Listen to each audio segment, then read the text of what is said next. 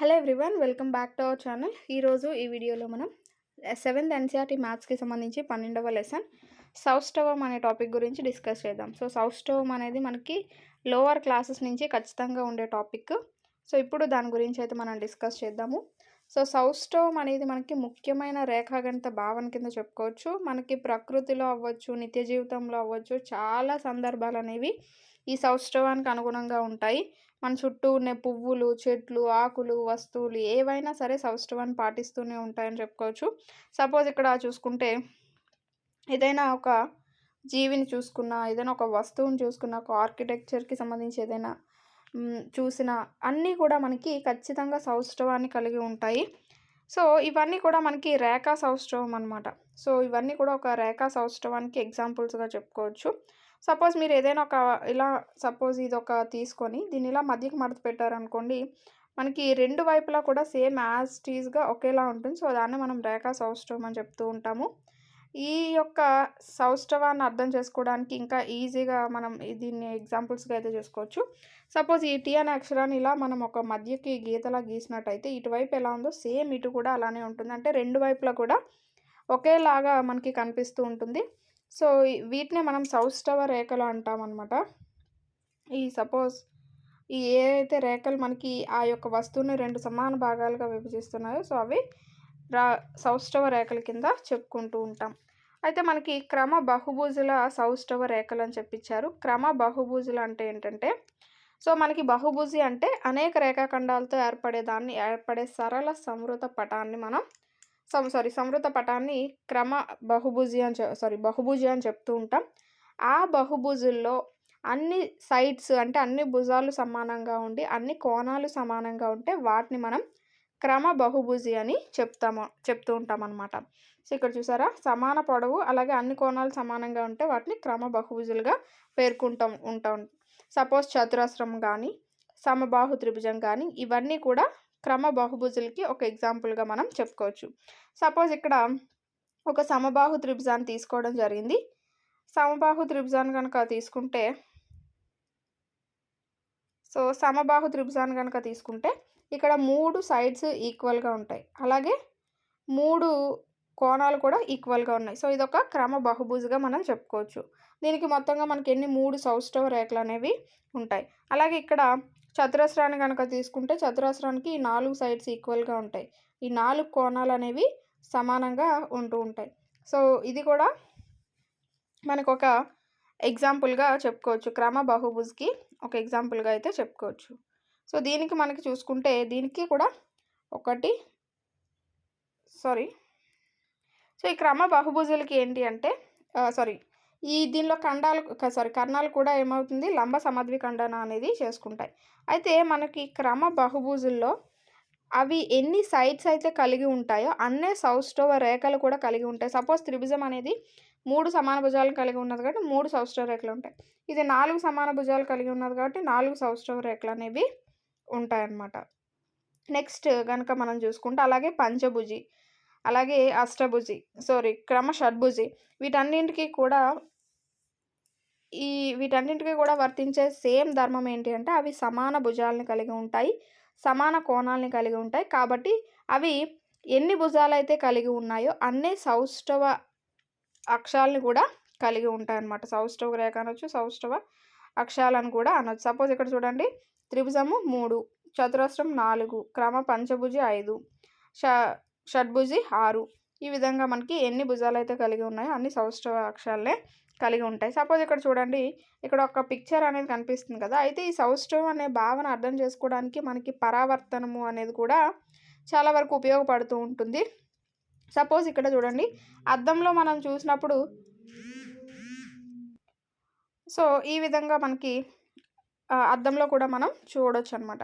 ఇక్కడ చూడండి, ఇది అనేది ఒక సౌష్టవాన్ని చూపిస్తుందా అంటే లేదు, కానీ ఇది మాత్రం సౌష్టవాన్ని చూపిస్తుందని చెప్పుకోవచ్చు. అంటే ఈ ప్రతిబింబం అనేది, ఈ యొక్క ప్రతిబింబ రేఖ అనేది సౌష్టవంలో లేదని చెప్పుకోవచ్చు. ఇది సౌష్టవాన్ని కలిగి ఉన్నదని చెప్పొచ్చు అనమాట.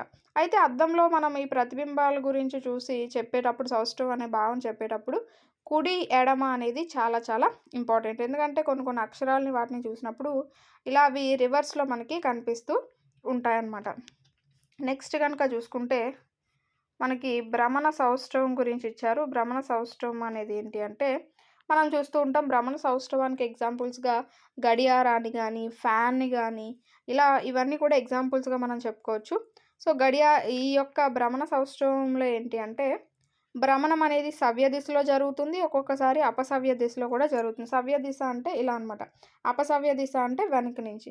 సో, ఆ విధంగా 2 రకాలుగా జరుగుతుంది. సపోజ్ ఇక్కడ గడియారాన్ని గనుక చూసుకుంటే గడియారంలో ముల్లనేది ఒక కేంద్రం ఆధారంగా అంటే సపోజ్ ఇక్కడ చూడండి. ఇదొక గడియారం అనుకుంటే ఇక్కడ ఒక కేంద్రం ఆధారంగా అలాగా ఈ ముల్లనేది రొటేట్ అవుతూ ఉంటుంది. ఒకే సవ్య దిశలో రొటేట్ అవుతూ ఉంటుందన్నమాట. ఒకే దిశలో మాత్రమే అది కదులుతూ ఉంటుంది. అలాగే సీలింగ్ ఫ్యాన్ గానీ, సైకిల్ టైర్ గనుక చూసుకుంటే ముందుకి వెళ్తుంది, వెనక్కి వెళ్తుంది. అంటే సవ్య, అపసవ్య దిశల్లో కూడా అది కదులుతూ ఉంటుంది. ఇలా మనకి భ్రమణానికి కేంద్రం అనేది చాలా చాలా ఇంపార్టెంట్ అనమాట. అంటే ఏదైనా ఒక వస్తువు భ్రమణం చెందినప్పుడు సో, దాని యొక్క ఆకారము మారదు, పరిమాణము కూడా 2 మారవు. అయితే అది ఒక స్థిర బిందువు చుట్టూరా తిరుగుతూ ఉంటుందన్నమాట. సో, ఒక స్థిర బిందువు ఆధారంగా చేసుకొని ఇలా చుట్టూ తిరుగుతూ ఉంటుంది. సో, దాన్నే మనం భ్రమణం యొక్క కేంద్రము అని అంటూ ఉంటాము. సో, ఇప్పుడు గడియారంలో గనుక చూసుకుంటే గడియారం ముళ్ళు అనేది కేంద్రం ఆధారంగా చేసుకొని ఇలాగా తిరుగుతూ ఉంటాయి. నిమిషాల ముళ్ళు గానీ, గంటల ముళ్ళు గానీ. సో, అలా ఆ భ్రమణ సమయంలో తిరిగినప్పుడు అది చేసే ఏదైతే కోణం ఉంటుందో దాన్ని భ్రమణ కోణం అని అంటాం. సపోజ్ గడియారం ఇలా ఉంది. ఇక్కడ ఒక ముల్లుంది. అది ఇలా వచ్చి ఇక్కడికొచ్చిందనమాట. అంటే ఇక్కడ ఏదైతే కోణం చేసిందో దాన్ని మనం భ్రమణ కోణం అని అంటాం. అది అలా తిరిగేటప్పుడు చేసే కోణాలనే భ్రమణ కోణం అని. అది 90 అవ్వచ్చు, 180 అవ్వచ్చు. సో, అలా 360 అవ్వచ్చు ఏదైనా. ఇలా మనకి పూర్తి భ్రమణం గనక చేసేస్తే అది 360 డిగ్రీస్ భ్రమణంగా మనం చెప్తూ ఉంటాం. ఒక పూర్తి భ్రమణాన్ని కంప్లీట్ చేస్తే 360 డిగ్రీస్ భ్రమణం అని. అర్ధ భ్రమణం అంటే అందులో సగం. పావు భ్రమణం అంటే అందులో సగం. సో, ఆ విధంగా ఉంటుంది. అర్ధ అంటే 180, పావు అంటే 90 డిగ్రీస్. ఈ విధంగా భ్రమణ కోణాల గురించి అయితే మనం చెప్పుకోవచ్చు. ఇప్పుడు 12 గంటలప్పుడు గడియారం ముళ్ళు మనకి 2 కలిసుంటాయి ఇలా. అది 3 దగ్గరకొచ్చేసరికి ఇలా ఉంటుంది. అంటే ఇక్కడ ఒక 90 డిగ్రీస్ కోణం చేసినట్టు. 6కొచ్చేసరికి ఇలా ఉంటుంది. అంటే ఇక్కడ 180 డిగ్రీస్ కోణం చేసినట్టు. మళ్ళీ ఇక్కడికొచ్చేసరికి 270, మళ్ళీ ఇక్కడికెళ్ళేసరికి 360. అలా మొత్తంగా మనకి భ్రమణ కోణాలనేవి జరుగుతూ ఉంటాయి. సో, ఇక్కడ మనం చూసుకుంటే ఈ యొక్క భ్రమణ సౌష్ఠవాన్ని అర్థం చేసుకోవడానికి గాలి మరలనేవి తయారు చేసి సో, దాన్ని బట్టి ఇక్కడ సౌష్ఠవాన్ని చూపిస్తున్నారు. అయితే ఇక్కడ ఈ గాలి మరకి సౌష్ఠవ రేఖ అనేది మనం గుర్తించలేము. అయితే మడత పెట్టిన అర్ధ భాగాలుగా కూడా ఇవి అలా కూడా మనం సౌష్ఠవాన్ని అర్థం చేసుకోవడానికి సహాయపడదనమాట. అయితే ఇక్కడ చూడండి ఏ, బి, సి, డి. ఇప్పుడు ఇదనేది ఇలా తిరిగింది. ఇక్కడ మీరు చూడడానికి ప్రతి ఒక్క పిక్చర్ కూడా ఒకేలా ఉంది. కానీ అక్కడ ఏబిసిడీలు చూడండి ఎలా మారాయో. సో, ఇక్కడ ఉన్న ఏ, బి, సిడిని సో, ఇలా తిప్పారు. అంటే ఈ ఏ అనేది ఇక్కడికొచ్చింది. ఈ బి అనేది ఇక్కడికెళ్ళింది. అంటే 90 డిగ్రీస్ భ్రమణం అనేది చేశారు. మళ్ళీ 90 డిగ్రీస్ భ్రమణం చేసినప్పుడు ఈ ఏ అనేది ఇక్కడికి వెళ్ళింది. ఈ బి అనేది ఇక్కడికి వెళ్ళింది. మళ్ళీ ఇంకొక 90 డిగ్రీస్ భ్రమణం చేసినప్పుడు ఈ ఏ అనేది ఇక్కడికి, ఈ బి అనేది ఇక్కడికి వెళ్ళింది. మళ్ళీ భ్రమణం చేసినప్పుడు ఈ ఏ అనేది ఇక్కడికి, ఈ బి అనేది ఇక్కడికి. అంటే 4 సార్లు భ్రమణం చేస్తే అది యాజ్ యూజువల్‌గా ఫస్ట్ ఉన్న పొజిషన్‌కి రావడానికి 4 సార్లు భ్రమణం చేయాల్సి వచ్చిందనమాట. సో, పూర్తి భ్రమణంలో మనకి 4 స్థానాలు అంటే 90 డిగ్రీస్, 180 డిగ్రీస్, 270, 360 డిగ్రీస్ ఇలా 4 సార్లు భ్రమణం చేసిన తర్వాత అది యాజ్ యూజువల్ పొజిషన్‌కి రావడం జరిగింది. సో, ఇక్కడ దీని యొక్క భ్రమణ సౌష్ఠవ పరిమాణం ఎంత అంటే 4 అని మనం చెప్పుకోవచ్చు. అంటే ఏదైనా ఒక వస్తువు అది యాజ్ యూజువల్‌గా ఉన్న పొజిషన్‌కి ఎన్ని భ్రమణాల్లో అయితే వస్తుందో అదే దాని యొక్క సౌష్ఠవ పరిమాణం కింద మనం చెప్పుకుంటూ ఉంటాం. ఇక్కడ చూడండి ఇక్కడ పి అనేది ఇక్కడున్నది. సో, దాన్ని ఏం చేశారు? ఒక భ్రమణం చేశారు. అంటే ఇలా ఒక భ్రమణం చేశారు. 90 డిగ్రీస్ చేస్తే ఆ పి ఇక్కడికొచ్చింది. ఇంకో 90 డిగ్రీస్ చేస్తే ఇక్కడికొచ్చింది. ఇంకో 90 డిగ్రీస్ చేస్తే ఇక్కడికొచ్చింది. మళ్ళీ ఇంకో 90 చేస్తే ఇక్కడికొచ్చింది. అంటే మొత్తంగా మనకి 4 సార్లు చేసినప్పుడు 5వ సారి దాని యొక్క యాజ్ యూజువల్ ప్లేస్‌కి రావడం అనేది జరిగింది. సో, దీన్ని బట్టి కూడా మనం ఏంటి అంటే ఈ యొక్క